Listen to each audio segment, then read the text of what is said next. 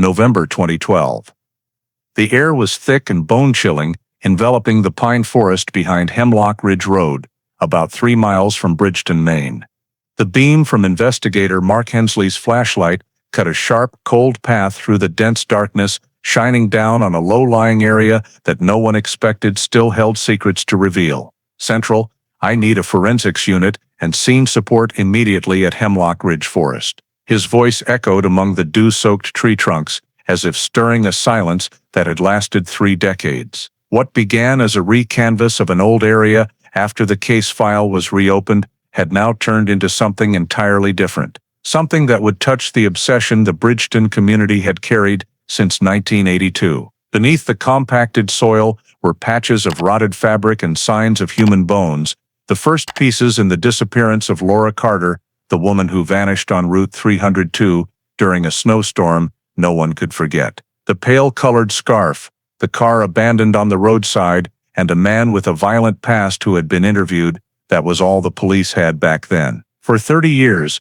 Laura's disappearance was just unanswered questions. A routine drive. A young, cheerful woman full of future ahead. Then suddenly emptiness. 2 empty chairs at every family gathering.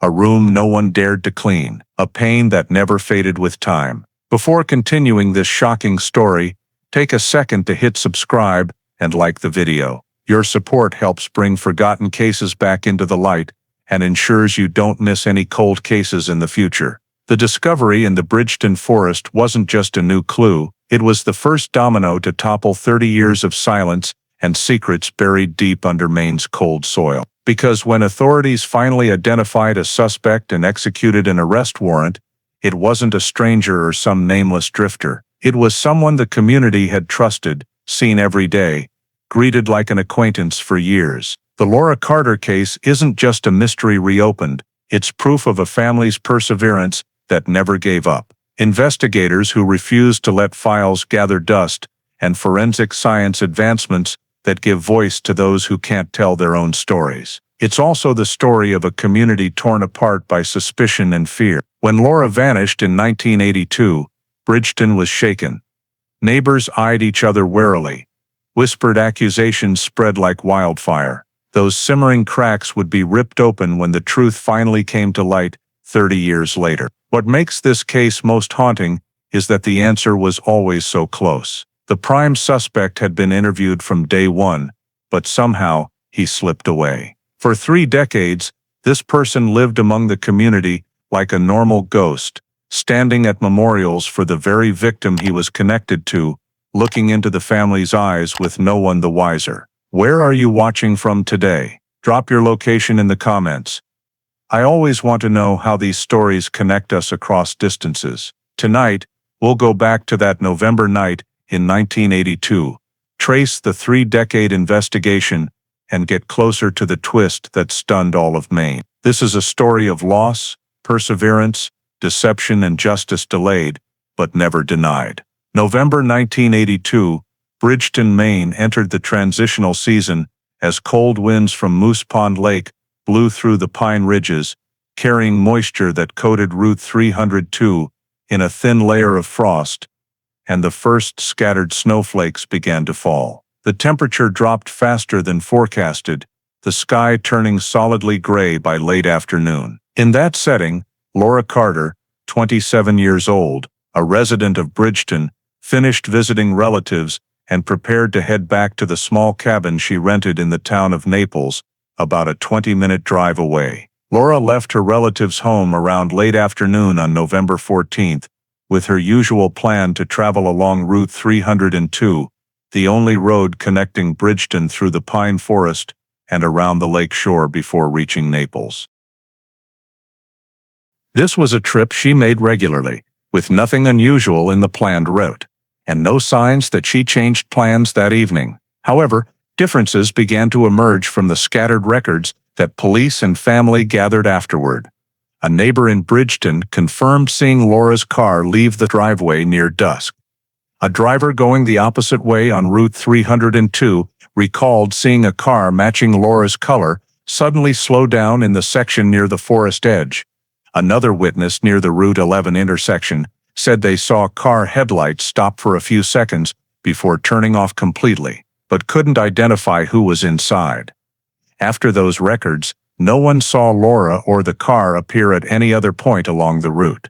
When Laura didn't return to her cabin in Naples as expected and didn't contact relatives, the family started calling friends, neighbors, and places she might have stopped, but no one had useful information. By late night, after checking familiar spots and driving the route, connecting the two towns without finding any sign of Laura or her vehicle, the family realized the situation was beyond their ability to handle. They contacted Bridgton police to report a missing person case that in initial assessment was completely inconsistent with Laura Carter's usual habits and schedule. From the moment they received that call, police immediately initiated the standard procedure for handling an emergency missing person case in the town in 1982. The first on-duty unit recorded information from the family, including Laura Carter's full name, age 27, residence in Bridgton, occupation, close contacts, and planned schedule for the day.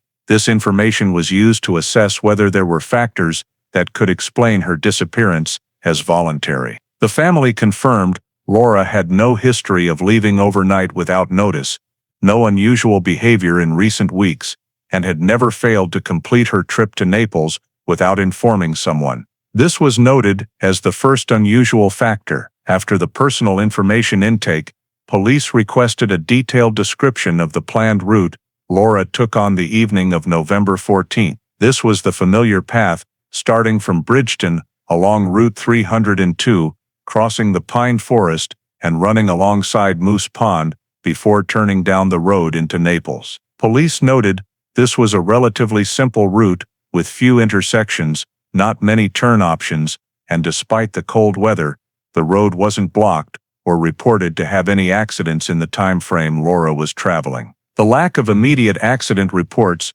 made the possibility of a serious crash harder to evaluate, forcing police to consider other scenarios. In the initial analysis, police reviewed weather data from the nearby station, temperature dropping quickly, strong winds through the forest area, and light scattered snow. These conditions were enough to cause slippery roads or reduced visibility, but not to the level of disrupting traffic or stranding a vehicle for long without detection. This factor was noted in the report to consider the possibility of the vehicle encountering an issue and the driver leaving to seek help. Additionally, police asked the family about stops Laura might have made before heading to the cabin, such as convenience stores, gas stations, or friends' homes. No statements indicated she planned to stop anywhere between the two towns. This information helped narrow the travel range and clarify where the route was broken somewhere on the Bridgton-Naples segment. From all the collected data, police made an initial determination. No factors suggested Laura left her residence voluntarily.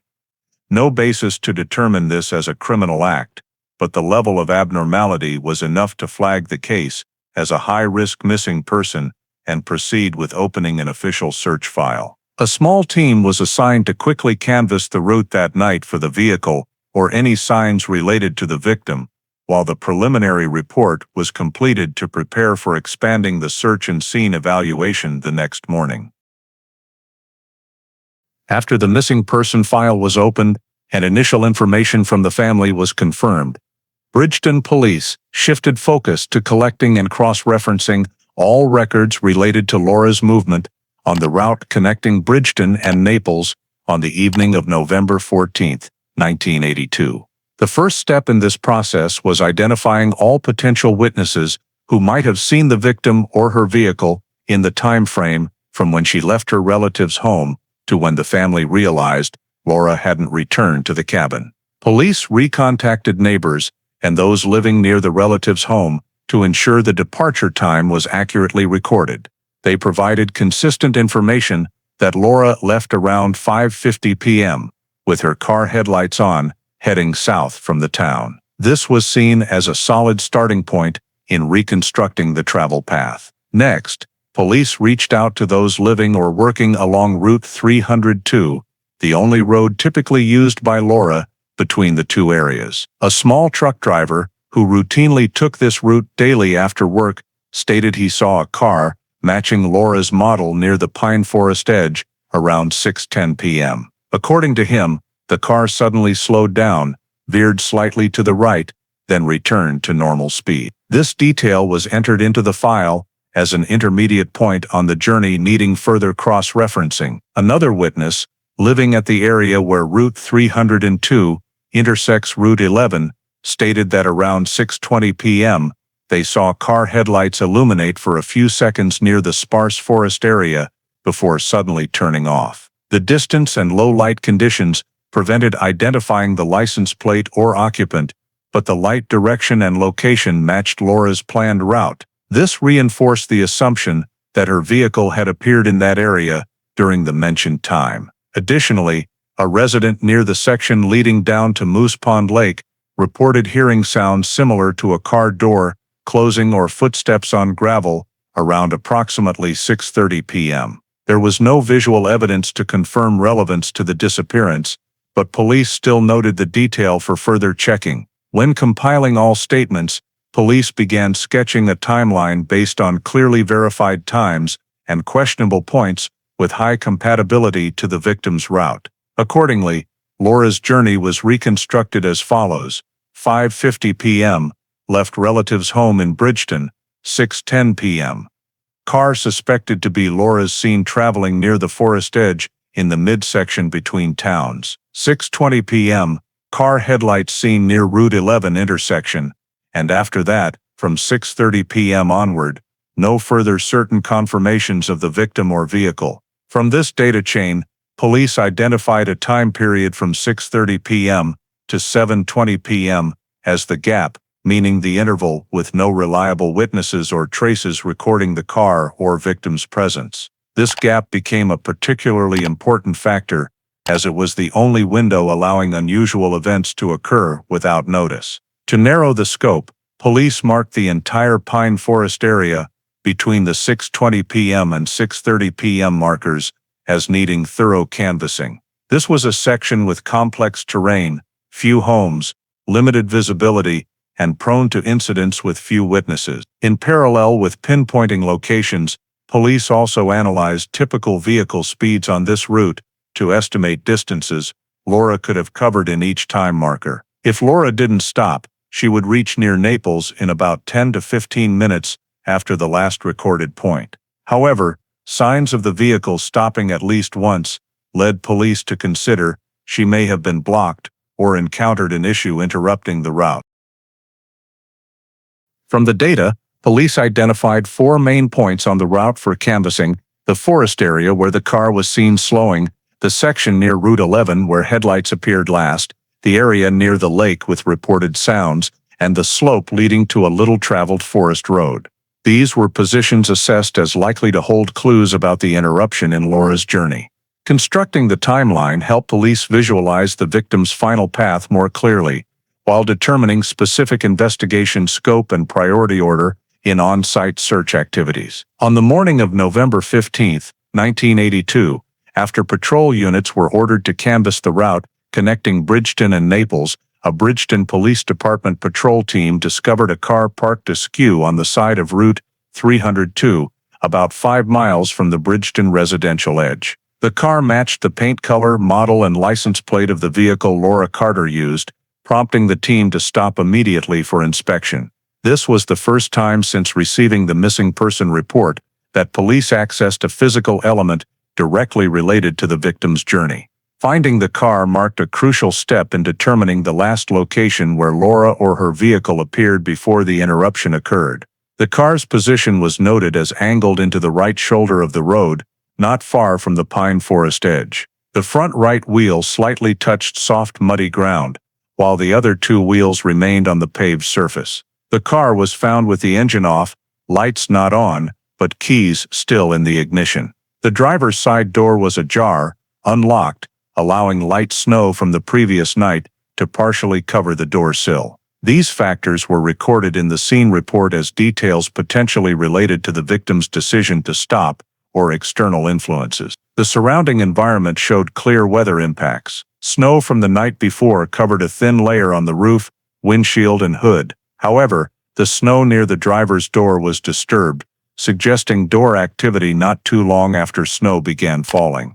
There were no second set of tire tracks or any signs of another vehicle stopping right behind or near the victim's car. Route 302 at that time wasn't busy, so a lone parked car wouldn't draw attention if passers-by just glanced. Police noted no debris, no signs of collision, and no fresh scratches on the body. This helped rule out the car being forced to stop due to impact or direct accident with another vehicle. Instead, two possibilities were raised: the car stopped due to a technical issue, like slight skidding, or the driver stopped voluntarily for an undetermined reason. To clarify the skidding hypothesis, police checked the road surface and found no long skid marks at the stop point, only soft ground under the right wheel, causing slight tilt.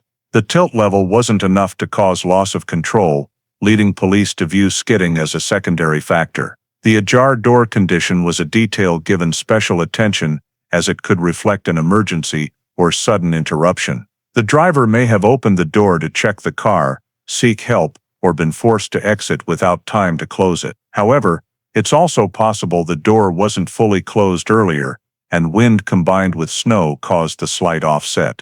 With no signs of struggle or damage at the handle, police couldn't yet determine if the victim left voluntarily or due to influence. Around the car stop area, police observed the snow on the ground within close range had many lightly disturbed spots. However, with scattered snow falling from the previous evening, identifying footprints or movement direction was impossible. These broken snow areas lacked clear shape, depth, or repeating pattern, making them unusable as directional traces. This reflected the specific challenge of missing person investigations in continuous snowfall environments.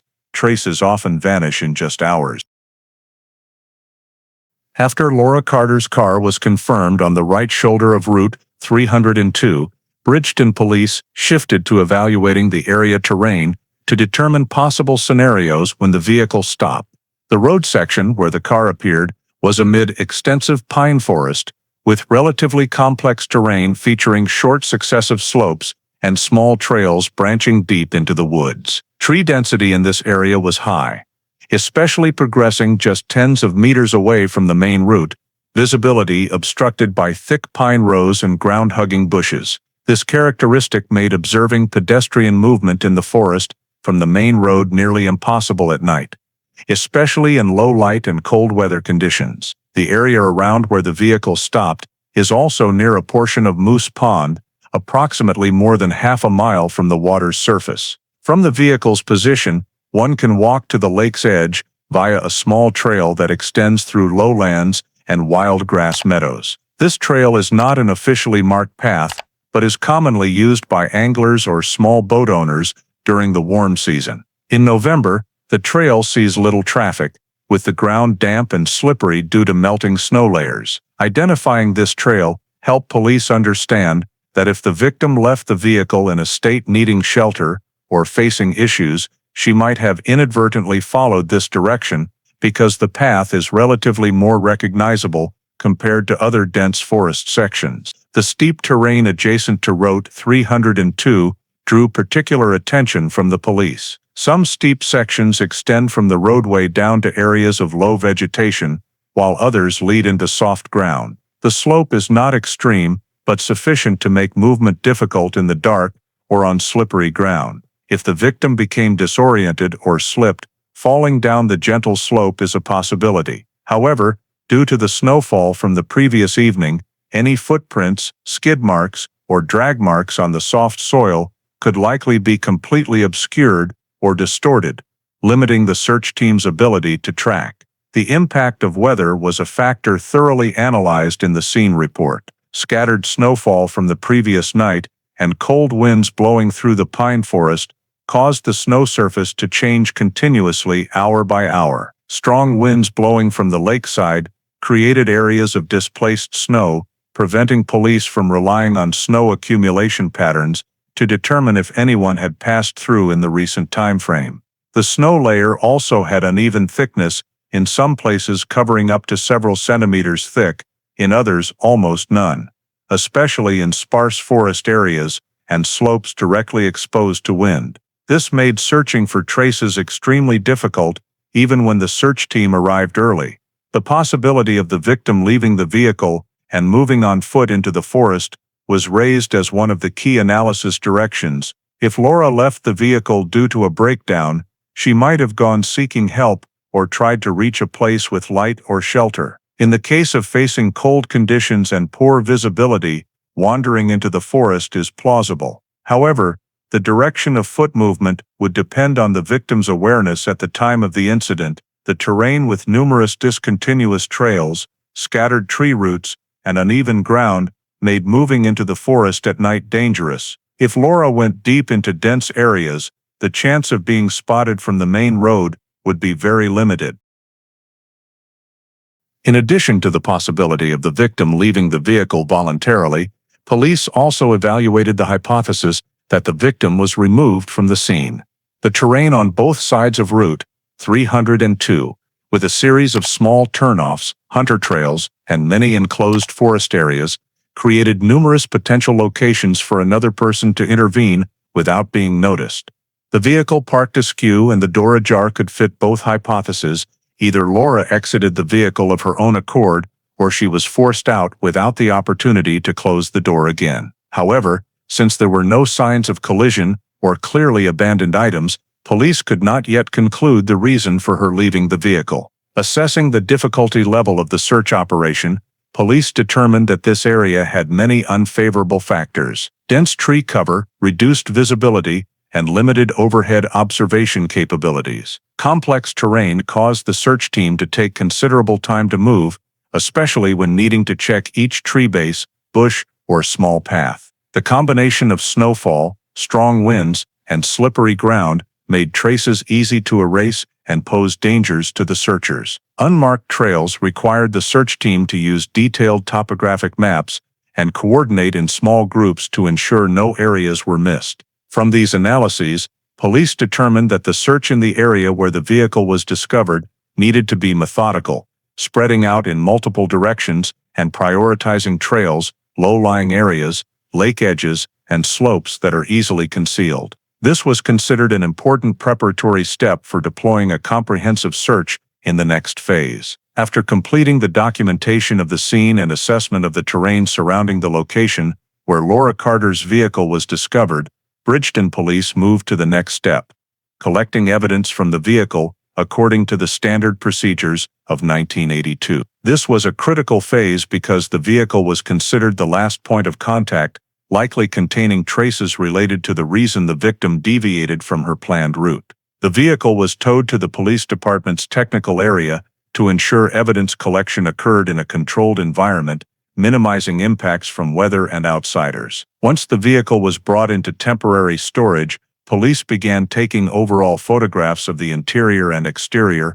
following the principle of document first, collect later, to ensure all details were recorded before any risk of alteration. Exterior photos documented the condition of dirt, remaining snow patches, door latch positions, door handles, and peripheral glass. Interior photos focused on the driver's seat area, passenger seat, center console, floor, dashboard, and trunk. After completing the photographic documentation, police began collecting fingerprints at high-contact locations, including exterior door handles, interior door edges, steering wheel, gear shift, dashboard, and the driver's side door surface. In 1982, fingerprint collection techniques primarily relied on carbon or aluminum powder, combined with soft brushes, with limited visibility capabilities. Therefore, even though the procedure was fully executed, the likelihood of obtaining complete prints was low. Areas inside the vehicle were dusted in small sections,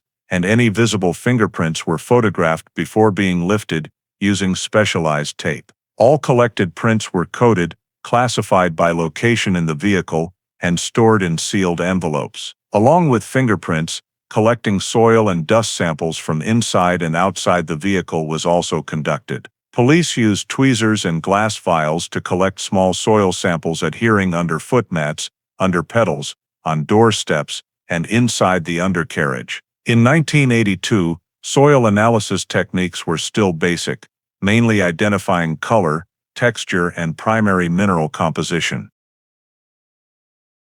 Therefore, the goal in collecting samples was to preserve them for potential later comparison if matching with soil from a specific area became necessary. Concurrently with soil collection, police also gathered fabric fibers or small particles adhering to seats, seat belts, floor, and trunk. These fiber samples could come from the victim's clothing, the forest environment, or even from another person if someone had entered the vehicle. All fiber samples were collected with tweezers, placed on clean white paper, and sealed separately. In the step of evaluating the vehicle's interior condition, police noted that the driver's seat was in a position slightly farther back than suitable for Laura's height. However, it could not be determined whether this was the position she set before leaving home, or if it had been changed afterward. The passenger seat showed no particular signs of disturbance. The driver's seat belt was not extended. The dashboard had no foreign objects, and warning lights were not on. The floor had some gravel remnants and small pine needles, consistent with the roadside forest environment where the vehicle was found. There were no unusually abandoned items, such as an open purse, disturbed papers, or scattered belongings, making it difficult for police to determine if any struggle or sudden movement occurred before the vehicle was abandoned. In the trunk, police noted some of Laura's ordinary personal items with no signs of tampering. The absence of discovered missing or removed items further complicated the situation's assessment. All items in the vehicle were inventoried, photographed, but not seized unless there was a specific reason. A significant challenge in the evidence collection process was the limitations of forensic technology in the 1982 era. There was no DNA testing, no advanced microparticle analysis technology, no ability to match fiber samples against large databases, and soil analysis was only generally descriptive.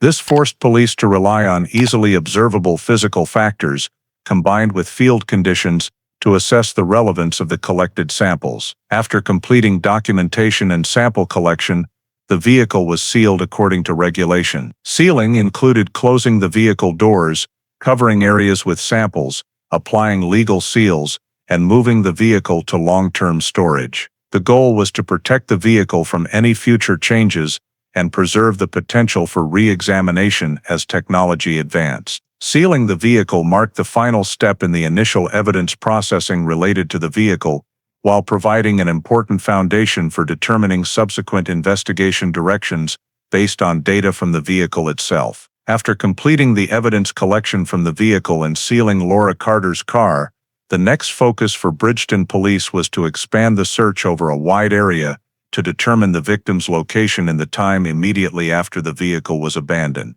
Deploying search teams was deemed necessary due to the complexity of the pine forest terrain, November weather conditions, and the absence of clear traces at the area where the vehicle was found. These factors required police to combine multiple search methods to maximize the chances of detecting any remaining signs. First, police formed ground search teams consisting of patrol officers, volunteer rescue personnel, forestry staff, and some members experienced in tracking traces in forest environments. These teams were divided into small groups to comb specific areas around the vehicle discovery site, with an initial expansion radius of 1 mile. A detailed map of the Bridgton-Naples pine forest was laid out to identify trails, turnoffs, lowlands, areas with dense canopy, and infrequently used walking paths. Groups were assigned to handle individual grid sections on the map, ensuring the search was systematic and did not miss key locations.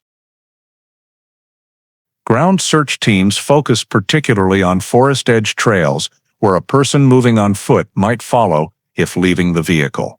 These small trails were often narrow, rugged, with soft soil affected by melting snow and sections covered by pine needles. Although no clear footprints were present due to overnight snowfall, police still thoroughly checked for broken bushes, sunken soil patches, or any signs indicating someone had passed near the time the vehicle was abandoned. Next, police organized a search team along the shores of Moose Pond, which was only about half a mile from the vehicle's position. A trail leading from Route 302 to the lake edge was considered a location the victim might have passed through if she left the vehicle seeking shelter or looking for lights from homes near the water. The lakeside search team checked low-lying areas, regions with large rocks, wild grass meadows, and the water's edge. Although no distinct footprints were found, the team noted some unusual soil depressions, but weather-induced changes made it difficult for personnel to determine if these were human traces. In parallel with ground teams,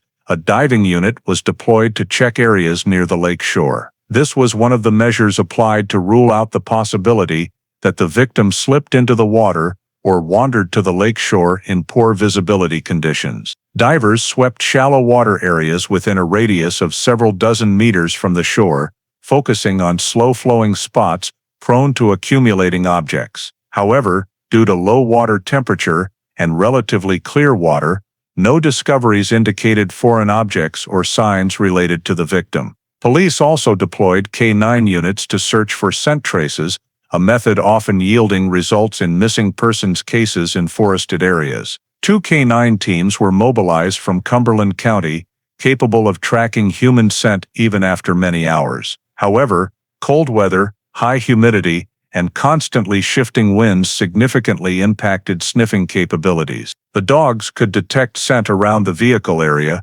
consistent with the fact that the victim had been present there, but when led deeper into the forest or along trails, the signal quickly became unstable. The K9 team reported that scent was repeatedly lost when passing slopes, sparse forest, or areas with strong winds blowing from the lake. To increase observation range, police requested support from the county's Emergency Response Aerial Patrol Unit. A fixed-wing aircraft was dispatched to fly along the route from Bridgton to Naples, combining scans of the pine forest and lake shore by visual observation. In 1982, there was no thermal imaging search technology as in later years, so aerial searching relied primarily on direct observation of potentially abnormal areas, such as disturbed soil patches, foreign objects, or unusual movement. However, the dense tree cover significantly limited overhead visibility.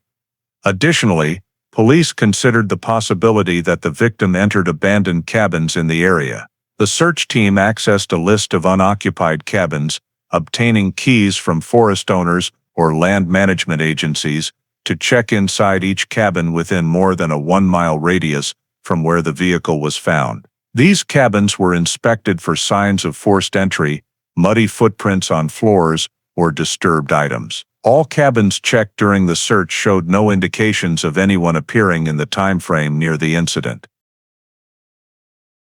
In brief meetings held after each search session, police evaluated the feasibility of each method. Ground searching had the advantage of detailed access to each location, but was time-consuming and heavily affected by weather. Underwater, searching clearly ruled out the near-shore lake area, but was limited to shallow waters. K9 units provided some assistance in identifying areas the victim had contacted, but did not reveal a clear direction of movement. Aerial searching offered a broad perspective, but was ineffective in dense forest terrain. The result, after many hours of wide-area search deployment, was that no clear traces directly related to Laura's presence after leaving the vehicle were found. There were no footprints, no abandoned personal items, no fabric scraps or signs indicating an incident occurred in the area. Despite applying multiple search methods, police could not yet determine the direction or circumstances after the vehicle was abandoned,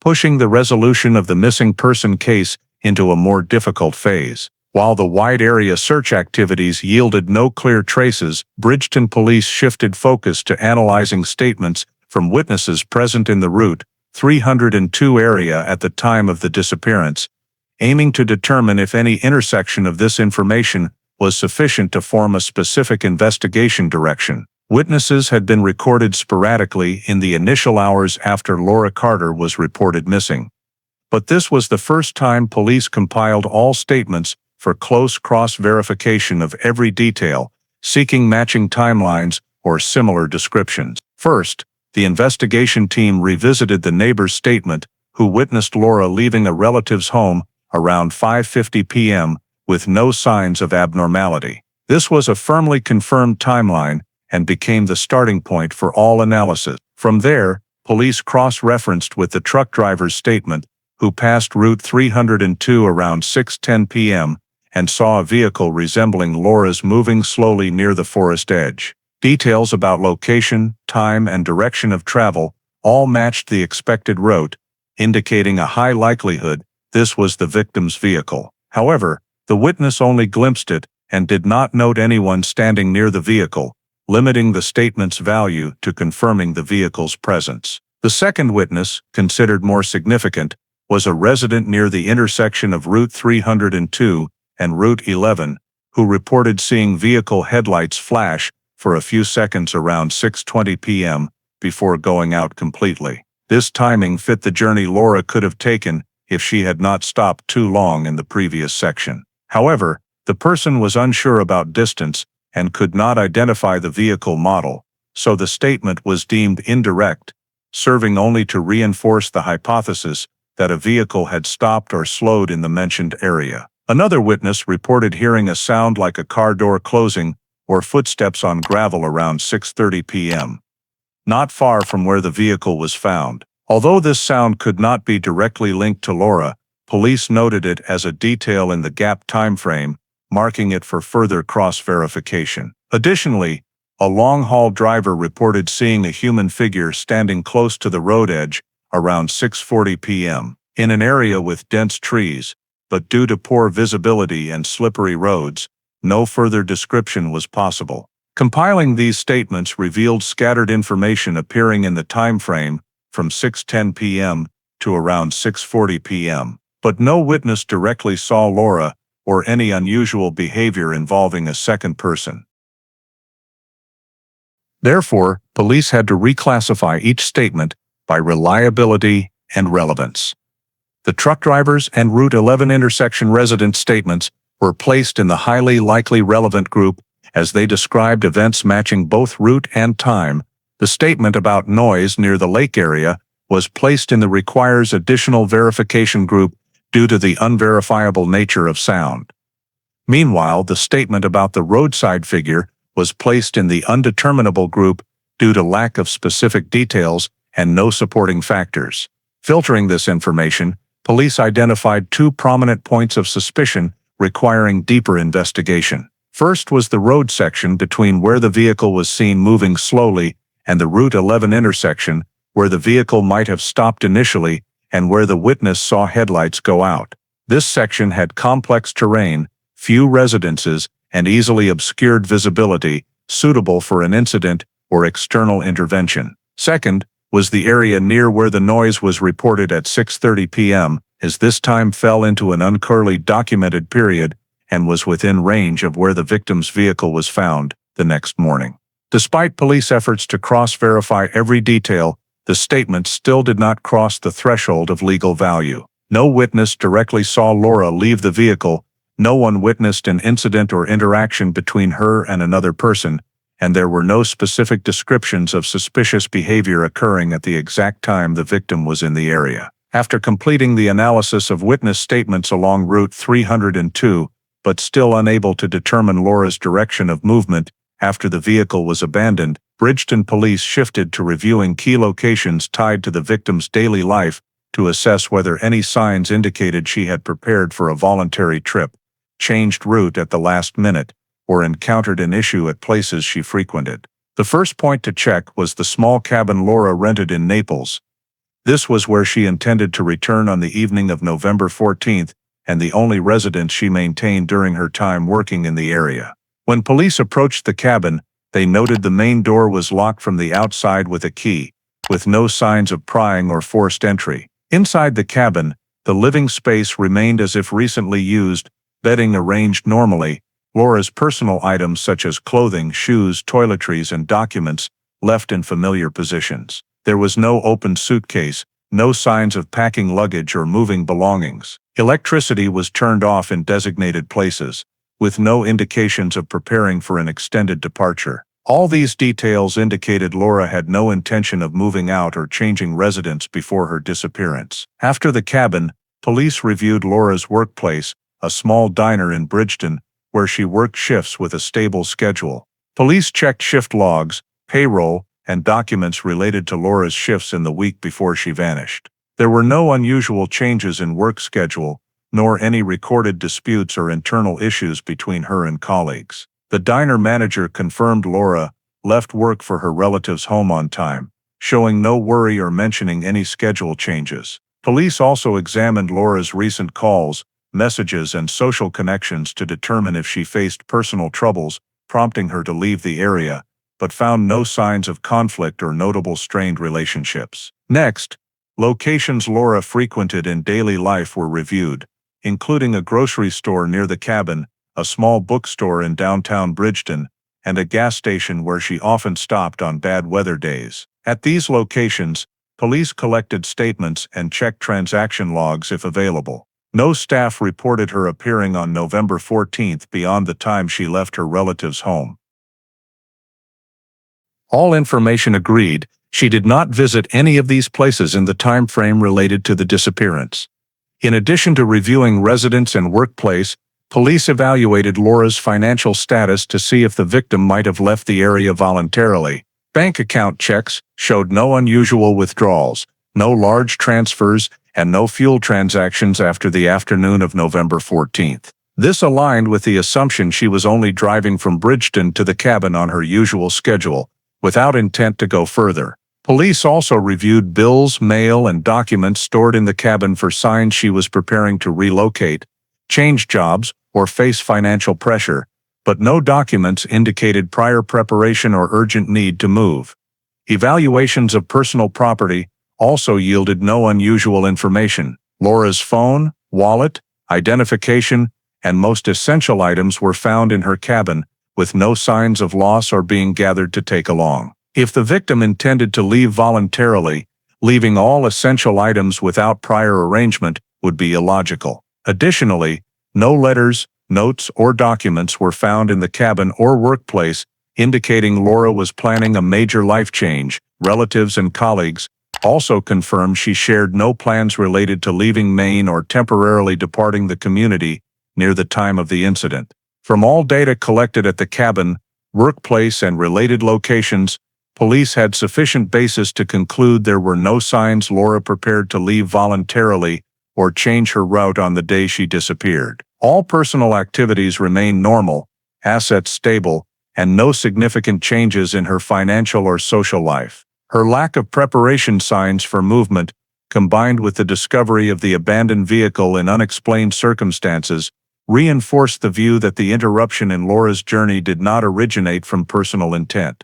While the review of Laura's cabin, workplace, and daily activity locations showed no signs she was preparing to leave voluntarily, Bridgton police shifted to analyzing key personal relationships that might have influenced her journey on November 14, 1982, particularly the relationship between Laura and Richard Hale, the man known to have had an informal romantic connection with her in the months prior to her disappearance. Identifying this potential suspect was not based on any specific evidence at the scene, but primarily on personal records and the circumstances of their interactions in the time leading up to the incident. To better understand Hale's role, police began by gathering background information about him in Bridgton and the states where he had previously lived. Richard Hale was approximately 30 years old in 1982, had held various jobs including interior repair, long-haul driving, and seasonal labor. His movement history spanned several northeastern states,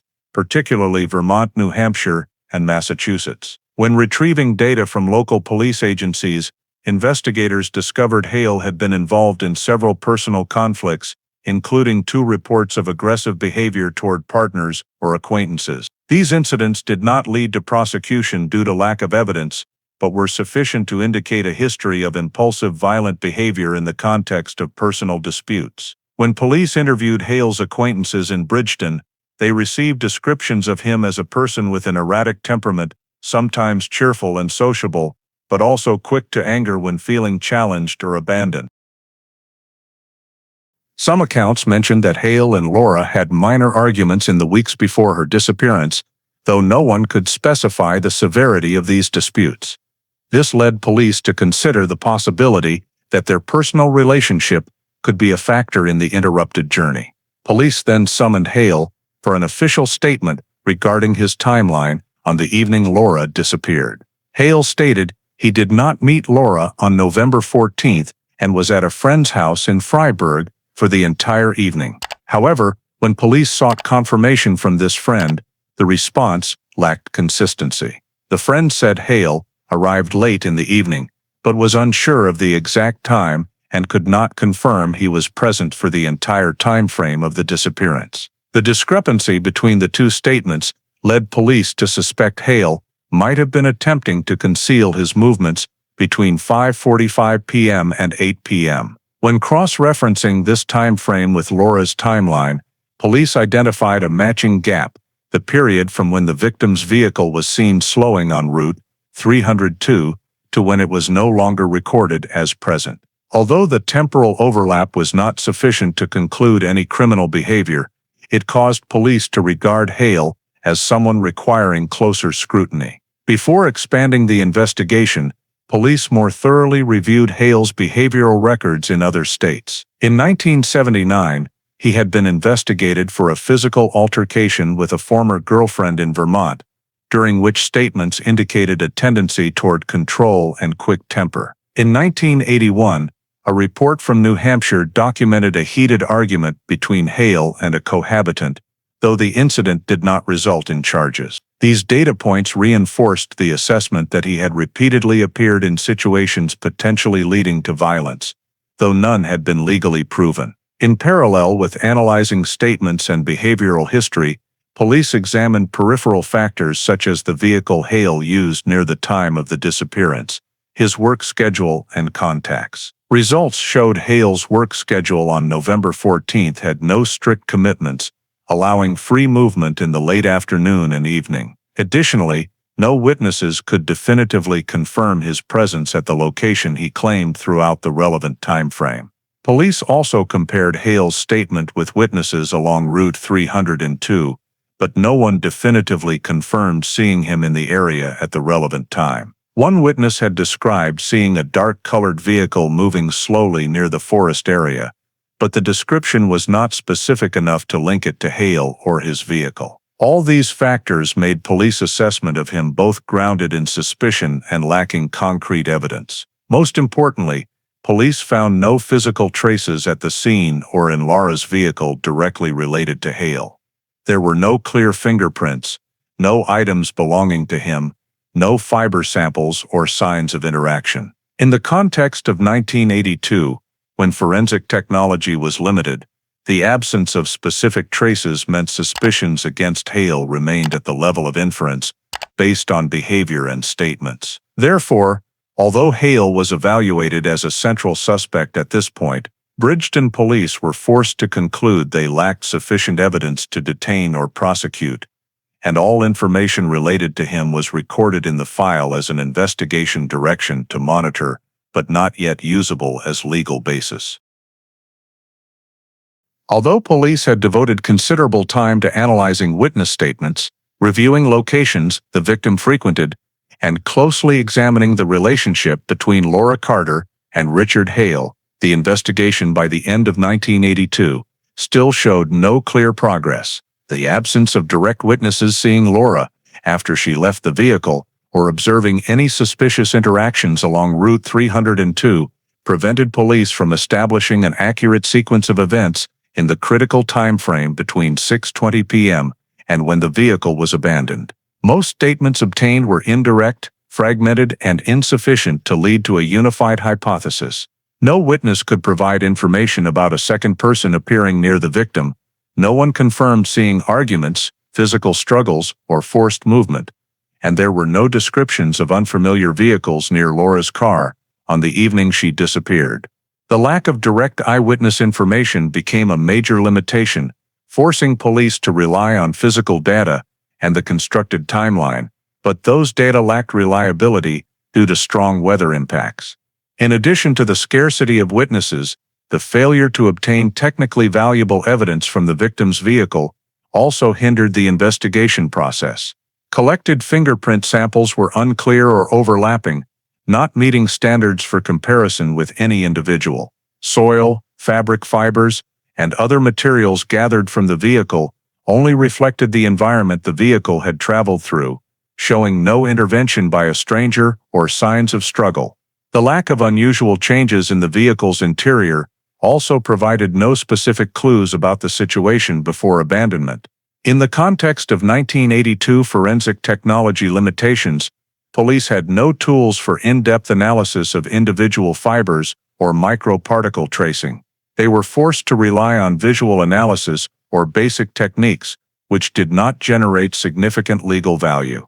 This meant the vehicle, despite being the case's most important evidence, could not provide a specific direction to answer the question of why Laura disappeared. Weather conditions on the night of the disappearance and subsequent days also greatly contributed to erasing traces the search team had attempted to follow. Scattered snowfall both before and after the vehicle was found, combined with strong winds blowing through the pine forest, caused all footprints, drag marks, or auxiliary tire tracks to be completely covered.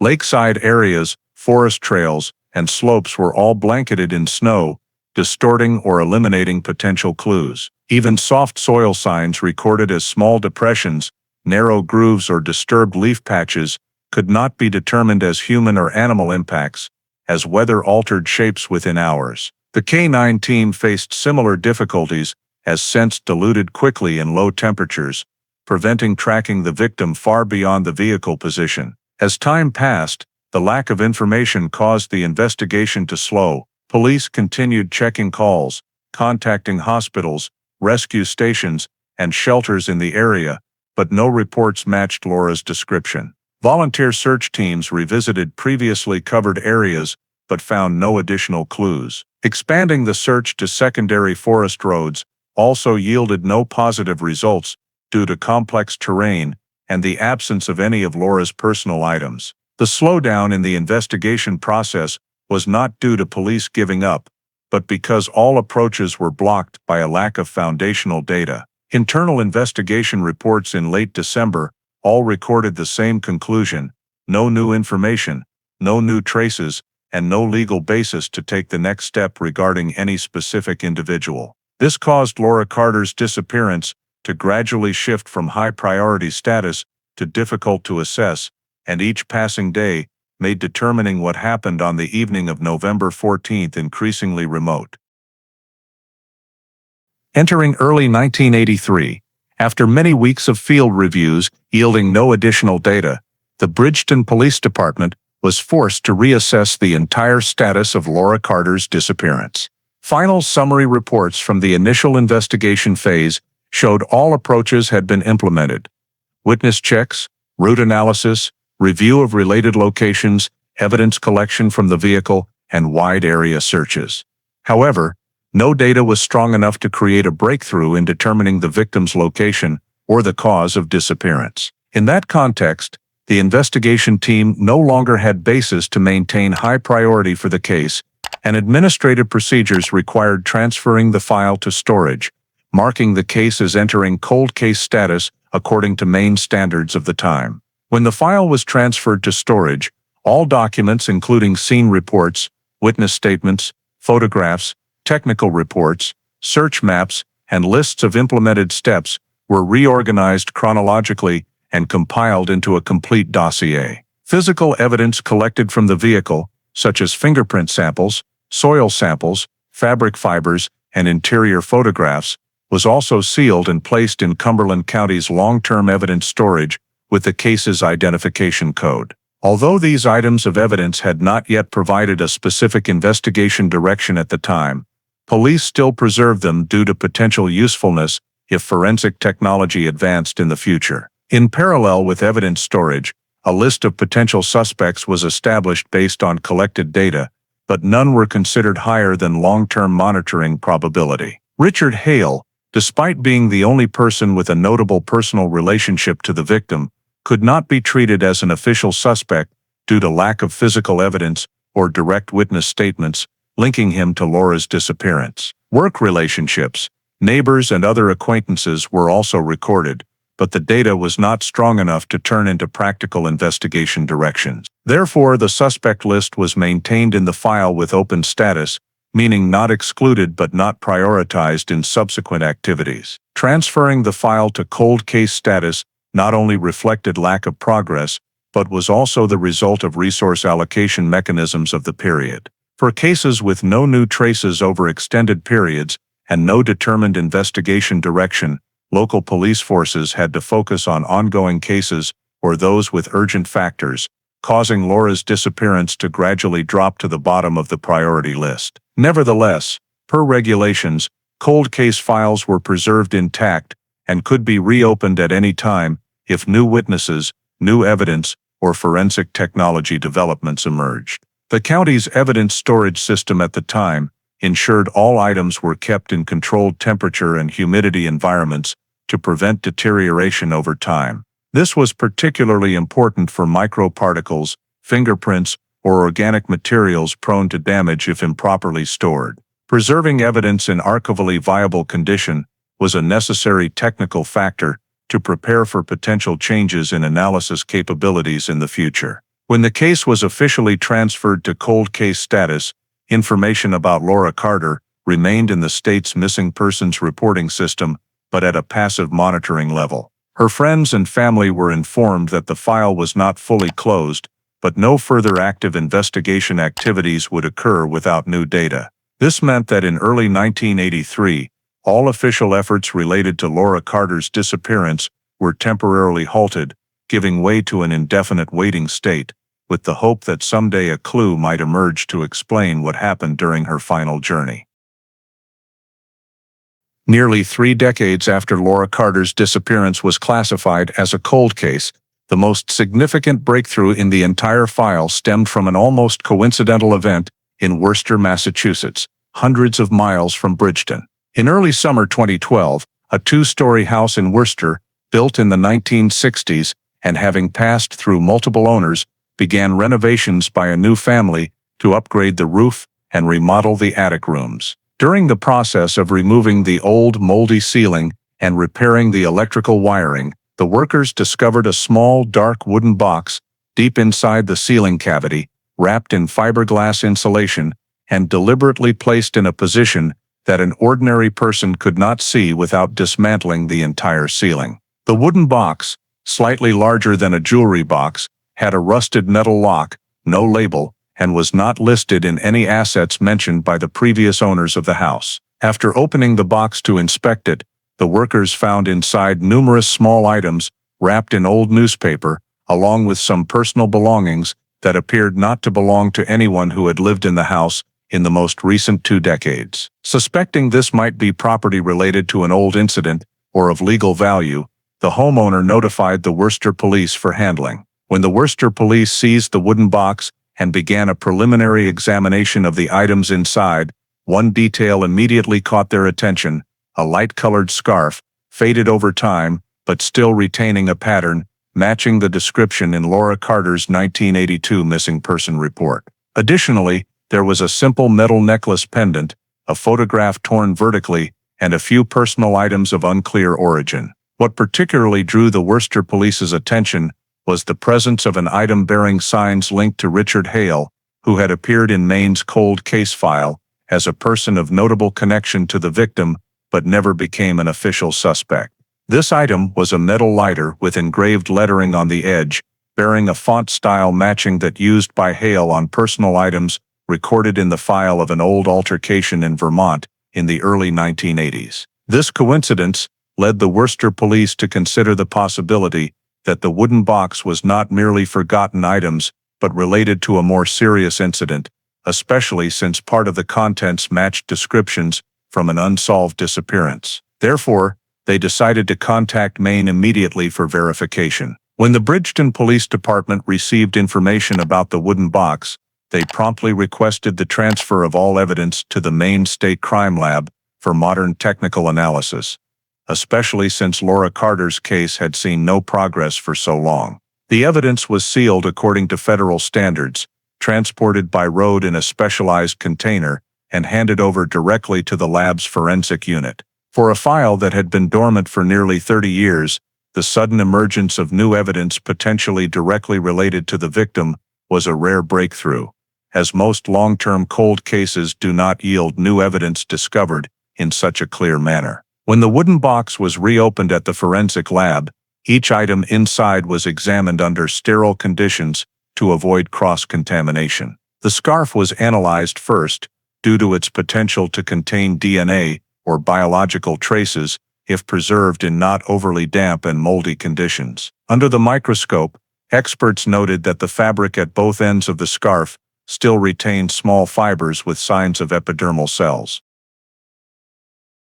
Forensic technology in 2012 allowed DNA extraction even from very small cell amounts, something completely impossible in 1982. The experts used gene amplification techniques to generate sufficient samples for analysis, then compared them to the National Criminal DNA Database as well as stored DNA from related investigation files. The results showed that the sample from the scarf contained DNA from a man matching Richard Hale's DNA profile, which had been entered into the system when he was arrested for a minor disturbance in Massachusetts, many years after Laura's disappearance. This discovery immediately elevated the evidence's importance to an entirely new level. In the 1982 file, there was no physical evidence linking Hale to the victim's belongings or the vehicle. Thus, finding his DNA sample on the scarf in the hidden box in Worcester became the first objective evidence indicating direct contact between him and Laura's property. This not only confirmed Hale's presence among items believed to belong to the victim, but also raised questions about why these items appeared so far from Maine. Besides the scarf, the other items in the box were also analyzed for biological traces or fingerprints, but most had been blurred or distorted by time. However, the engraved lighter was still clean enough to recover a faint partial fingerprint on the underside surface. Although this print was not of sufficient quality to serve as independent legal evidence, the faint trace matching characteristics of one of Hale's stored fingerprints from his old file helped reinforce the hypothesis that the lighter was indeed once his. The torn photograph in the box was also examined, but its content was unclear, showing only part of a landscape and the corner of someone's clothing near the camera, with no identifiable person. Nevertheless, the possibility that the photo was placed with the other items led investigators to consider it might hold personal significance to whoever hid the box.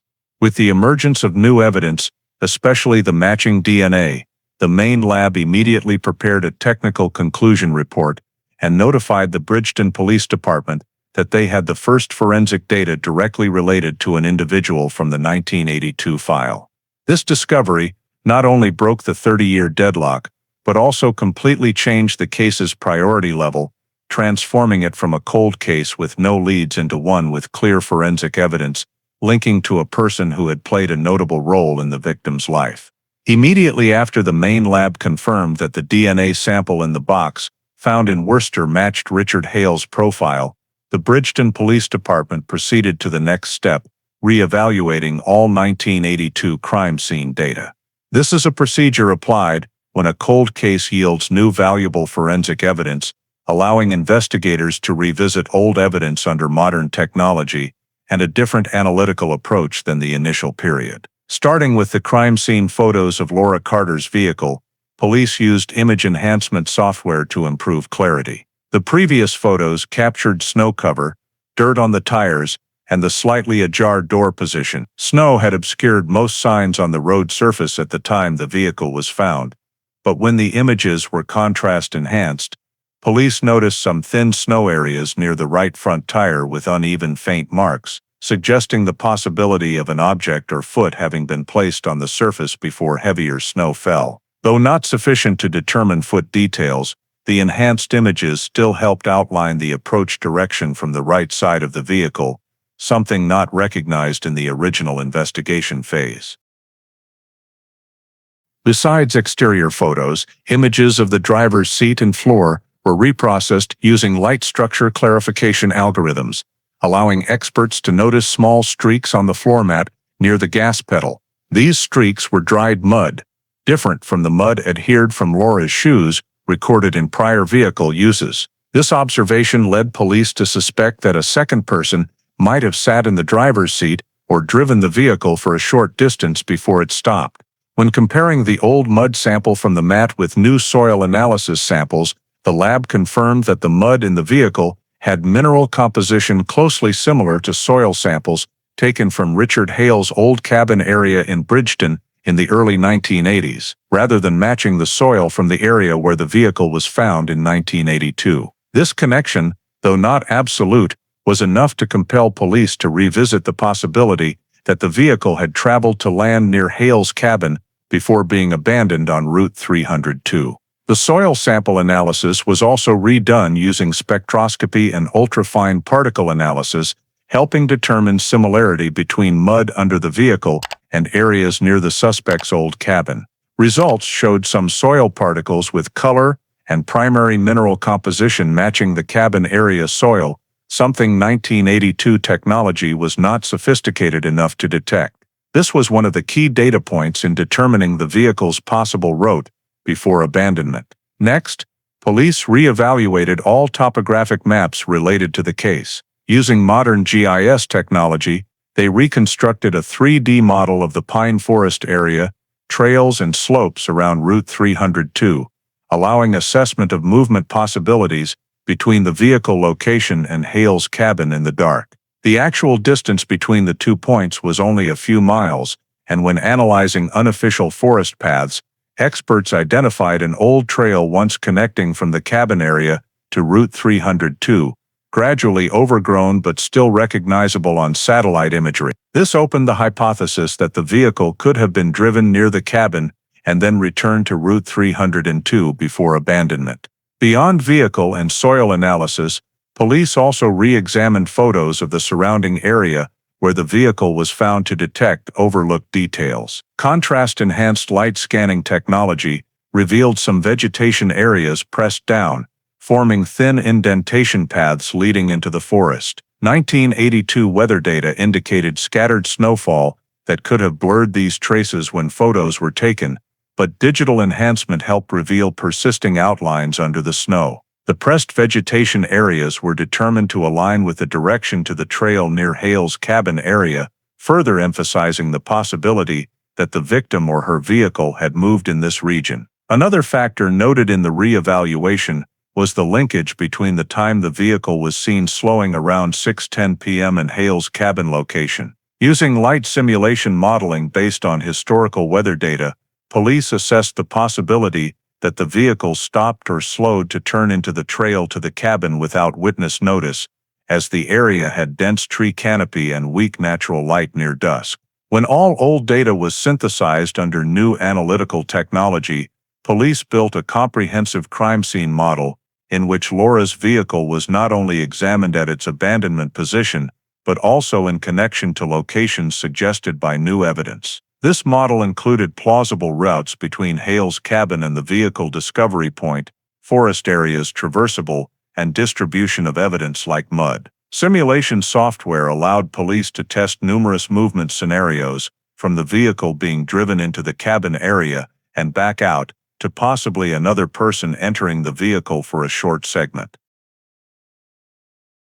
Though the model could not confirm a single scenario, it provided significant correlation between vehicle soil and the cabin area, allowing police to consider the possibility that Laura had been taken to the suspect's cabin before the vehicle was abandoned on Route 302. When the 1982 crime scene re-evaluation process was completed, and the new analysis model revealed numerous matches between the evidence recovered from the wooden box in Worcester and the area of Richard Hale's old cabin, the Bridgton police proceeded to the next step of cross-referencing all of Hale's statements from the initial investigation phase with the newly emerged data. This was an essential procedure to assess the consistency level in his statements while determining whether the inconsistencies that appeared in 1982 could be explained from a new perspective or instead further clarified the possibility that he was concealing actions related to Laura Carter's disappearance. Starting from Hale's first statement, given at the end of 1982, he affirmed that on the evening of November 14th, he was at a friend's house in Freiburg and did not leave there throughout the time overlapping with when Laura was last seen. When cross-referenced with the new timeline, the police noted that this statement had many irregularities. First, the friend named by Hale had stated that he only remembered Hale showing up late in the evening but could not confirm the exact time Hale arrived or how long he stayed. Based on the new timeline data, the police realized that the suspicious time period fell entirely outside verifiable range. Second, the appearance of soil samples matching Hale's cabin area on the victim's vehicle floor highlighted a significant contradiction. If Hale truly did not leave Freiburg, this soil had little chance of appearing in Laura's car, especially since his cabin was not far from where the car was abandoned. When cross-referencing the mud evidence with Hale's statement, the police noted that his statement made no mention whatsoever of visiting the cabin in the period close to the disappearance, even though the cabin was confirmed as a location he had frequently used before then. Additionally, when re-examining the statement about his schedule in the week prior to the incident, Hale stated that he did not meet Laura during that time and had no interactions leading to any arguments. However, the police recorded statements from several of Laura's acquaintances indicating that the two had tense exchanges a few weeks before she went missing. Although these accounts lacked legal weight to establish serious contradiction, they conflicted with Hale's claim that all interactions between him and Laura were normal and without any issues. The next irregularity emerged when the police compared Hale's statement with the new crime scene model analysis. According to the re-evaluation data, a trail leading from Hale's cabin to Route 302 had existed in the early 1980s, and driving along this path could have occurred without attracting witness attention. When asked in 1982 whether he used this trail, Hale said he didn't remember clearly or didn't think the path still existed. From the new perspective, this response was evaluated as evasive because the trail was confirmed to still be present at the time of Laura's disappearance. Another contradiction related to Hale's movements on November 14th. He stated that he did not use his vehicle in the afternoon and evening of that day, but vehicle registration records showed abnormal fuel consumption in the week surrounding the disappearance. This data was not explored in 1982 because there was no reason to suspect Hale's vehicle. However, with the new evidence linking Hale to Laura's property, the police assessed that the fuel irregularity could reflect distances he traveled without reporting. When comparing all statements in the new context, the police noted that many of Hale's 1982 responses were evasive or roundabout, especially in questions related to times he might have left the place he claimed to be staying. In multiple interrogation sessions, Hale often repeated the phrase, "I don't remember clearly," when asked about key details, such as when he left Bridgton in the preceding weeks, or whether he saw Laura near the day she went missing. Without the new evidence, this could simply be interpreted as hazy memory. But with the new DNA data and clarified crime scene analysis, those "don't remember" points, when connected, formed a notable chain of evasion, allowing the police to reasonably assess that Hale was likely intentionally concealing his actual movements. One of the most noteworthy factors in reanalyzing the statements was how Hale handled questions about his final connection to Laura. In 1982, he responded that everything was still normal and that they had no significant conversations near that time. However, many of Laura's friends had told police that she was somewhat anxious about meeting Hale again in certain situations. The police did not view this as a legal contradiction, but it created inconsistency between the suspect's statement and data collected from the victim's social environment. When placed in the context of new evidence indicating physical contact between Hale and Laura's property, this inconsistency further heightened suspicion that Hale had deliberately downplayed the nature of their relationship. From the entire cross-referencing process, the police formed a preliminary assessment that Hale's initial statements contained many illogical points, particularly regarding time and location. Although these contradictions could not be used as conclusive evidence, they contributed to strengthening the possibility that the suspect had intentionally concealed his actions or movements at the time of the disappearance, and thus he needed to be considered as an individual highly likely involved in the situation where Laura vanished on that November night in 1982. After recross-referencing Richard Hale's statements and identifying numerous inconsistencies in his initial account, the investigative team expanded the scope of analysis to tracing his entire movement history over the 3 decades since Laura Carter disappeared. The goal of this step was not only to search for signs of evasion, but also to determine whether Hale had ever lived in places that could be linked to the new evidence and to evaluate whether his movement patterns aligned with the psychology of a suspect trying to avoid attention from authority. The collection of movement data relied on multiple sources, including temporary residency records, seasonal work permits, vehicle registrations, labor data from New England states, and federal reports on address changes. As the investigators compiled the information,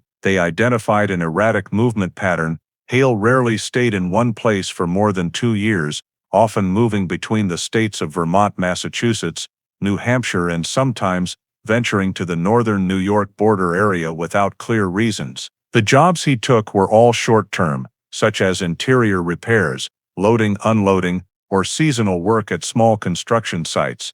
This made it difficult for police to identify long-term relationships or stable social activities for him, while simultaneously raising suspicion that Hale was deliberately maintaining a lifestyle that was hard to track. Furthermore, each time he left a state, the investigators noted an unusual coincidence.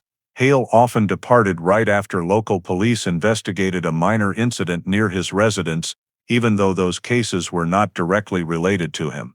This data was not incriminating, but reflected a characteristic evasion behavior, moving when feeling potentially noticed. When authorities traced Hale's medical and administrative records across multiple states, they discovered an additional key characteristic. Hale had lost the big toe on his left foot in a bicycle accident from childhood. This detail was recorded in medical files from a facility in Vermont, where he was treated in 1974. Discovering this information was particularly significant because it became an easily identifiable marker even if the suspect changed identities, avoided using real documents, or lived in places that did not thoroughly check backgrounds.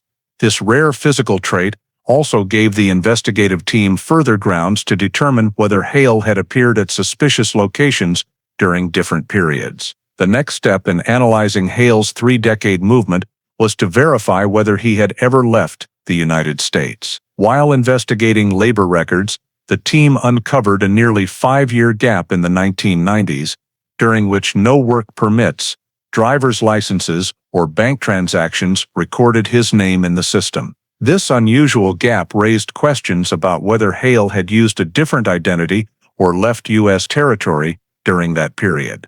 When accessing border data, police found no entry to SESIT records under the name Richard Hale. However, according to data from fugitive tracking programs, many individuals crossed the U.S.-Mexico border during that era without valid documents, opting for overland travel through less monitored areas. To verify this possibility, the investigators returned to information from the wooden box found in Worcester and noted that some newspapers used to wrap items in the box originated from a labor community in Texas near the Mexico border, published in 1994. This detail was overlooked when the new evidence was first opened, but under a broader investigative lens, it became a crucial link in tracing Hale's path. When comparing this data with his 1982 statement, in which Hale affirmed he had never left New England, the police identified this as a serious contradiction. There was no reasonable explanation for why items linked to Hale were wrapped in newspapers published in the Texas border region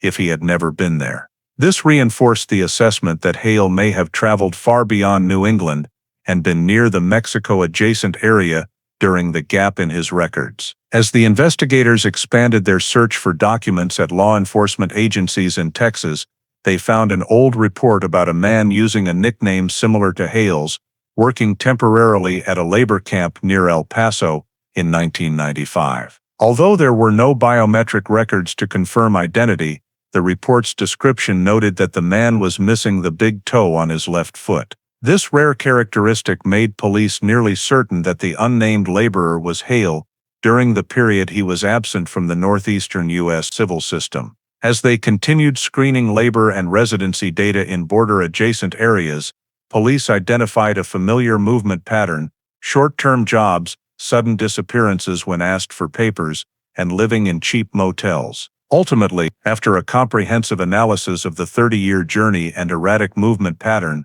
the investigative team concluded there was sufficient reasonable basis to believe that Hale had crossed into Mexico in the late 1990s and lived there for many years under a new identity, staying far from any areas that could lead to re-examination in the 1982 disappearance case. When the tracing of Richard Hale's trail over 3 decades revealed the likelihood that he had moved to the border region and crossed into Mexico in the late 1990s, the U.S. Marshals officially opened a federal suspect search support file, while coordinating with Mexican authorities to verify any signs that could link Hale to any individual living anonymously in southern towns. Among the many locations screened, Taxco, a mountainous town in the state of Guerrero, emerged as a particularly suspicious point when the U.S. Marshals received information from a confidential source about a foreign man living there for many years, without valid local documents, working as a carpenter,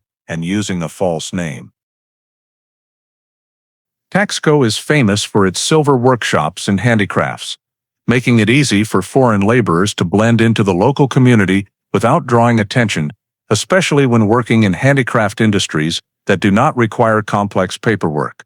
When this information was forwarded to the state of Maine, the investigative team noted a significant coincidence with Hale's lifestyle pattern: constant movement, seasonal jobs, and avoidance of areas requiring background checks. Therefore, the U.S. Marshals decided to deploy the first verification step through bilateral coordination channels between the two countries. The Mexican side provided initial information about the man living in a small residential area on the outskirts of Taxco. This individual was registered temporarily under the name William Hart, self-identified as a carpenter, with no valid entry records and no identification documents except a fake Mexican ID card reportedly made at a private print shop. To confirm whether this was Hale, the U.S. Marshals requested photo comparison. The Mexican side sent 3 unofficial photos, one taken at a community event, one from temporary labor records kept at the local ward office,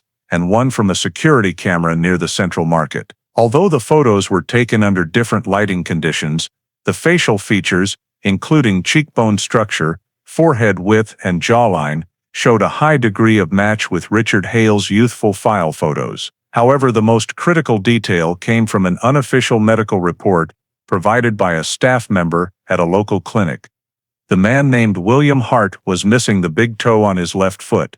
This was the nearly unique identifying characteristic that the Maine investigative team had previously recorded, and this coincidence strongly reinforced the suspicion that the man in Taxco was Richard Hale under a false name. After the identification characteristics were authenticated, the U.S. Marshals worked closely with Mexican federal forces to conduct a deeper background check on the man, cross-referencing behavior, income, and daily activities. Mexican investigators reported that he lived relatively reclusively, did not participate in large groups, caused no trouble, but frequently changed workplaces within the town. He would work a few months at one woodworking shop, then move to assist at another store, creating a short-term movement pattern identical to his time in New England. Local residents described him as quiet, always wary of strangers, often avoiding being photographed, and sharing nothing about his past. One woodshop owner even recalled that he once panicked upon hearing that Mexican police were checking papers for another group of workers in the area,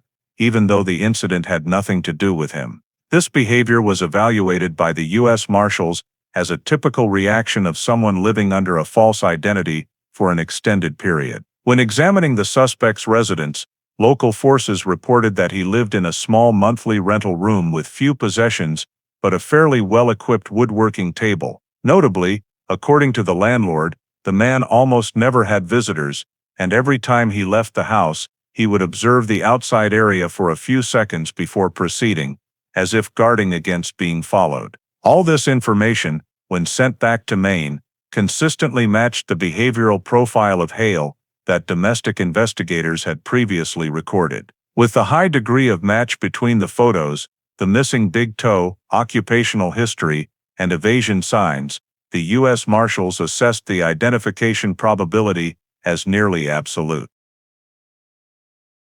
Therefore, the next step was initiated, planning the arrest. Since the suspect was living on Mexican territory, all plans had to comply with bilateral coordination procedures. The U.S. Marshals provided all identification information, the cold case file and DNA analysis results so that the Mexican side could issue an official arrest warrant under local law. Concurrently, special operations experts studied Taxco's terrain, the suspect's daily schedule, and movement habits to determine the optimal approach time without endangering surrounding residents. Reports from Mexico indicated that the suspect usually left home early in the morning to walk to the woodworking shop a few blocks away. This was a time with few people around and suitable for the coordinated force to make contact. While the final steps were being completed, the U.S. Marshals emphasized the need for absolute secrecy to prevent the suspect from fleeing again, especially given his 3 decades of evasion, showing he could react very quickly whenever he felt watched. On the morning of the operation, Mexican forces positioned 3 units to block the alley exits, while an unmarked civilian vehicle parked near the woodworking shop gate, ready to block the path if the suspect tried to run back. As the suspect left his rental room as usual, 2 Mexican federal agents, disguised as concrete workers, emerged from the alley ahead, forming the initial contact point. A U.S. Marshals agent stood near the market, in the role of a tourist, tasked with observing the suspect's initial reaction. When Richard Hale reached the narrowest part of the alley, where 2 house walls created a gap only wide enough for 2 people to pass sideways, the Mexican special team immediately approached from behind, ordering him to stand still and extend his hands forward.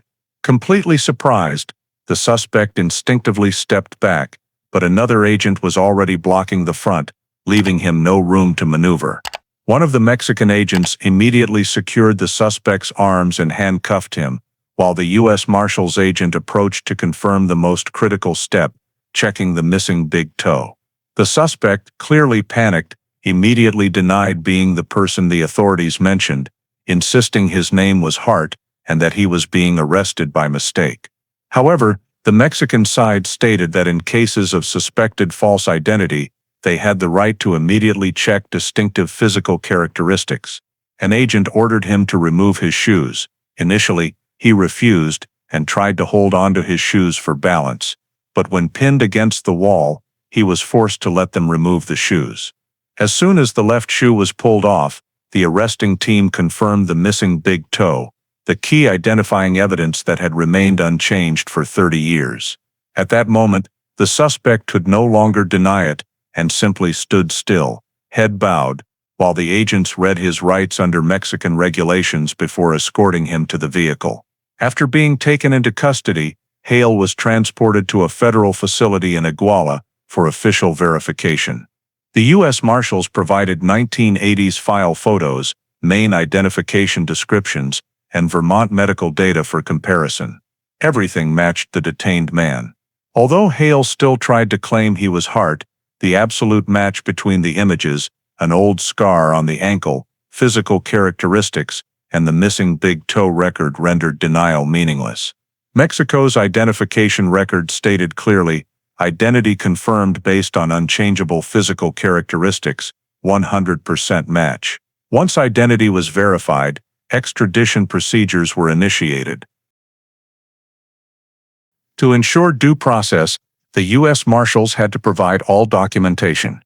DNA results from the scarf in the wooden box, the 1982 cold case file, inconsistencies in Hale's initial statements, and evidence showing he had intentionally used a false name for an extended period. Mexican federal authorities reviewed the file and approved extradition because the suspect had lived in Mexico for many years without valid documents, and his real name was linked to a serious investigation in the United States. While awaiting extradition, Hale was held in a federal detention facility under tight supervision. American agents were allowed to participate in monitoring to prevent the suspect from attempting self-harm or escape, assessed as highly likely given his history of disappearing without a trace for years. After 2 weeks of processing paperwork, Mexico officially handed the suspect over to the U.S. Marshals. On the extradition day, Hale was handcuffed and escorted onto a small U.S. federal aircraft. Throughout the flight back to the United States, he said almost nothing, staring straight at the plane floor, showing awareness that 3 decades of evasion had finally ended. When the plane landed at Bangor Airport, Maine, the suspect was immediately transferred to the Cumberland County Detention Facility to await charges under state procedures. The successful arrest in Taxco was regarded as the most significant milestone in the entire process of pursuing Richard Hale since 1982, paving the way for the next phase in the journey to uncover the truth about Laura Carter's disappearance. Immediately after Richard Hale was extradited to Maine and transferred to the Cumberland County Detention Facility, the Bridgton Police Department, in coordination with the U.S. Marshals and Maine State Police forensic experts, conducted the first official interrogation after more than 3 decades of the suspect's evasion. The interrogation aimed not only to re-examine Hale's 1982 statements, but also to directly cross-reference all new evidence, particularly the DNA sample from the scarf, matching soil samples, the wooden box hidden in the Worcester ceiling, and inconsistencies discovered during the crime scene re-evaluation. When brought into the interrogation room, Hale appeared unusually calm, sitting silently with hands clasped, his eyes showing almost no emotion. The investigators began by reciting all of his 1982 statements, including his claim that on the evening of November 14th, he was in Freiburg, did not leave his friend's house, and did not meet Laura Carter in the days before her disappearance. After confirming he still stood by that account, the investigators placed printed photos of the scarf and metal lighter recovered from the Worcester wooden box in front of Hale, along with the DNA conclusion. Noticing a slight twitch in his face, they continued presenting the analysis results. His DNA was on Laura's scarf, and this trace could not exist without contact with the item near the time of the disappearance. Hale tried to remain composed, saying that someone might have taken his belongings, or the scarf could have been mixed with someone else's items. However, the investigators immediately pointed out that the wooden box was carefully hidden in the ceiling of a house in Worcester, a location with no connection to Laura or her family. Meanwhile, his lighter was inside that same box. The 2 pieces of evidence could not appear together hundreds of miles away without the hand of someone intentionally concealing them.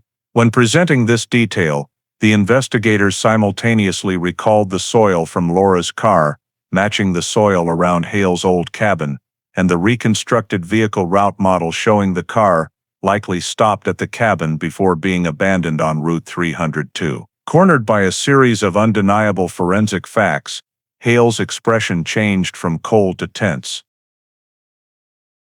However, he still did not admit involvement, instead asserting that, "You're overinterpreting everything." This was the moment the interrogation team shifted to behavioral analysis, a technique strongly developed after the 1990s to exploit the suspect's psychology. They did not ask directly, "Did you kill Laura?" but posed questions describing the context. What happened at the cabin that day that made you panic enough to flee for 30 years? Was it intent to retaliate or just an accident? What did Laura say or do that made you lose control? These types of questions allowed the suspect to admit, without feeling cornered into a murder admission. After nearly 2 hours of silence, Hale began showing signs of wavering when an investigator recalled witness information that Laura was afraid to meet him in certain situations and asked, "How did you get her into the car?" Hale looked down at the table, sighed, and in that moment, the investigators saw the psychological resistance beginning to crack. They continued emphasizing, fleeing for 30 years is not the behavior of an innocent person. Keeping the victim's belongings for so long is not random.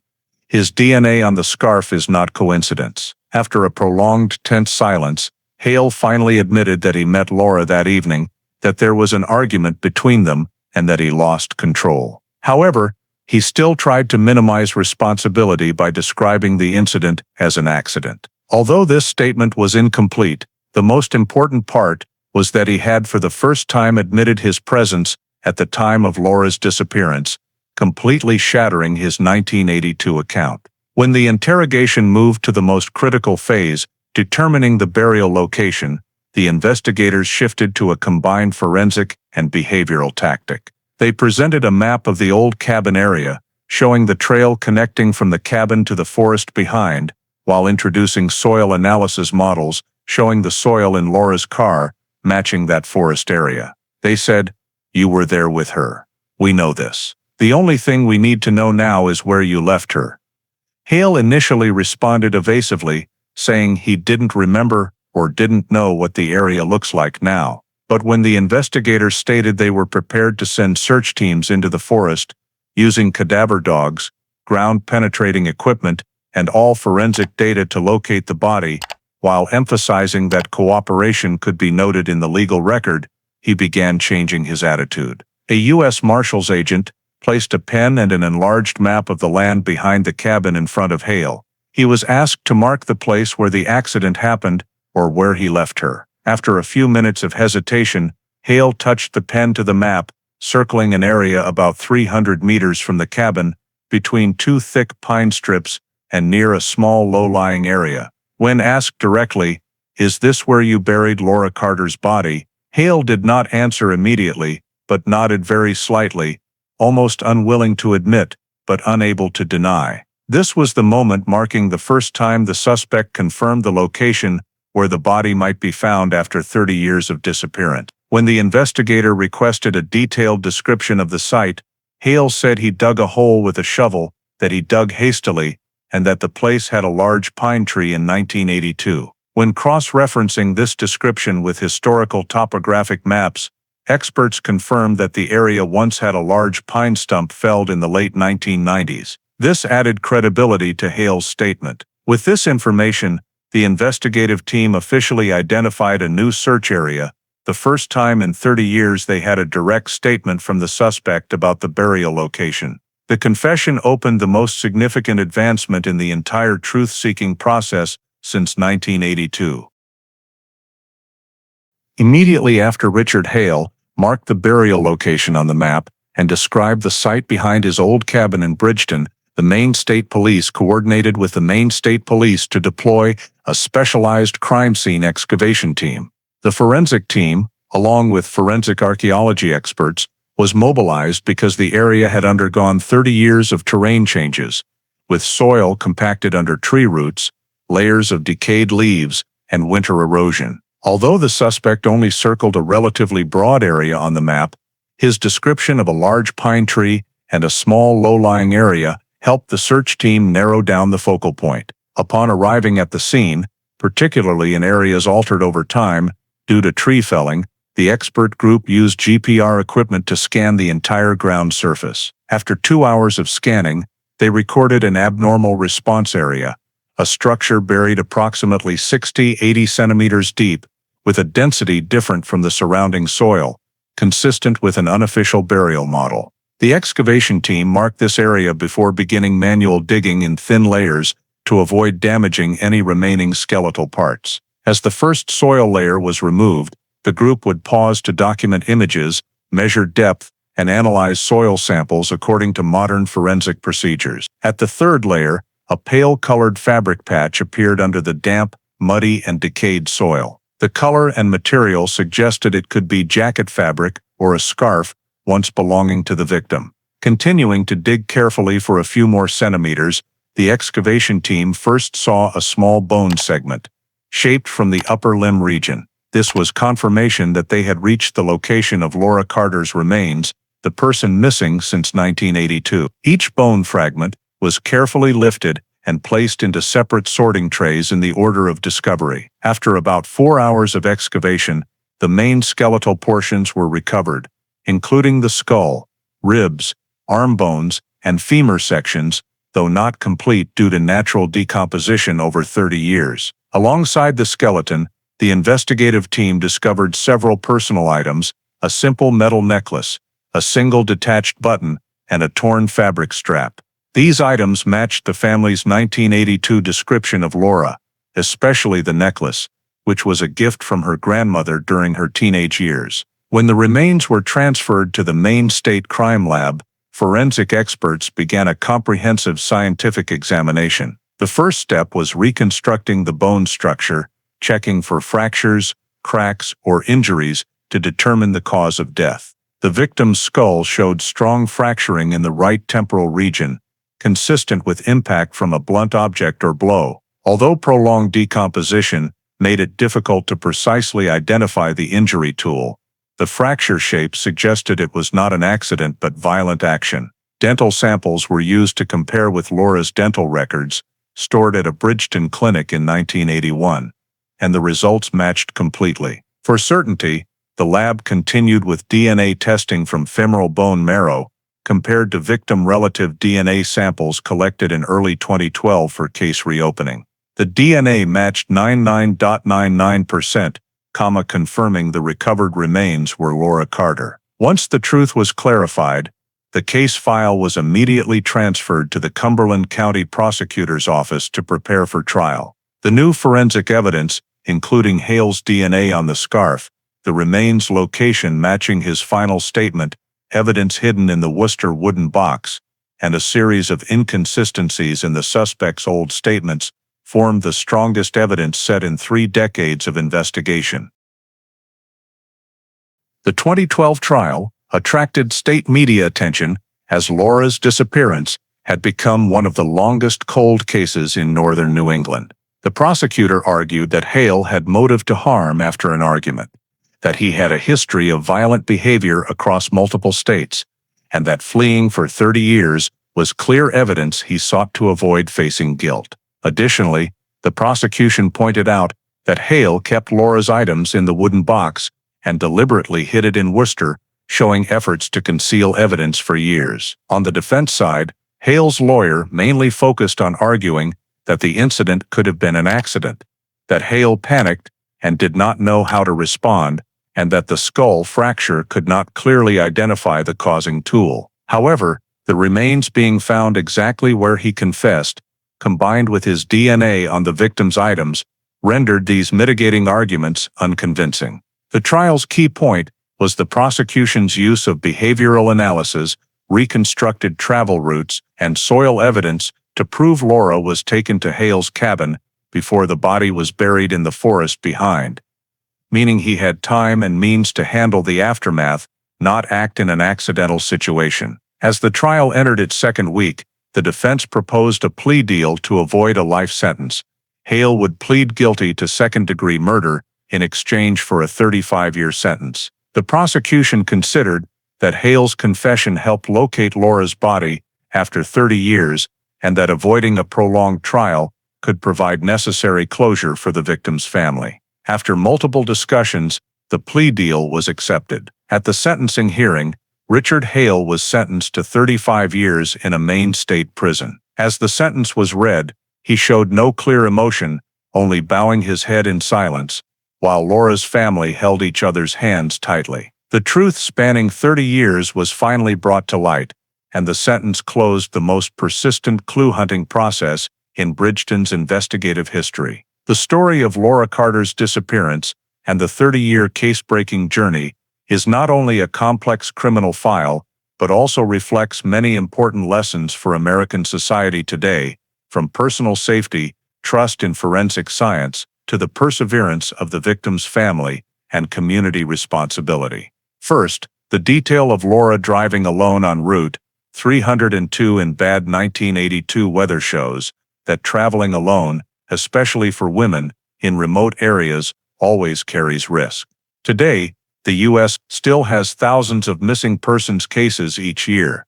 Therefore, sharing itineraries, maintaining contact, and avoiding solo travel when possible are basic but extremely important principles. The second lesson comes from initial investigative errors. Police in 1982 were limited by technology, but part of the difficulty also stemmed from inadequate assessment of the connection between the victim and Richard Hale. This reality reminds us of the importance of fully reporting danger signs in personal relationships, especially with a history of violence, a problem that remains pressing in the United States. The next critical factor is the impact of modern forensic technology. The fact that DNA from the scarf after 30 years could identify the suspect emphasizes that science not only solves crimes but also gives voice to victims when too much time has passed. This reinforces the belief that investing in forensic science, from state to federal budgets, is not a luxury but an ethical responsibility. And finally, this journey shows the power of perseverance. Laura's family, though not prominently featured in the records, was the driving force keeping the case from fading into oblivion. In modern society, where everything moves quickly and is easily forgotten, this story reminds us that justice sometimes takes time, but it only arrives when someone keeps searching for it. Thank you for following the 3-decade case-breaking journey of Laura Carter's disappearance. If you find this story meaningful, don't forget to subscribe to continue joining us. See you in the next video, where we will explore more stories of justice that seemed buried by time but ultimately brought to light.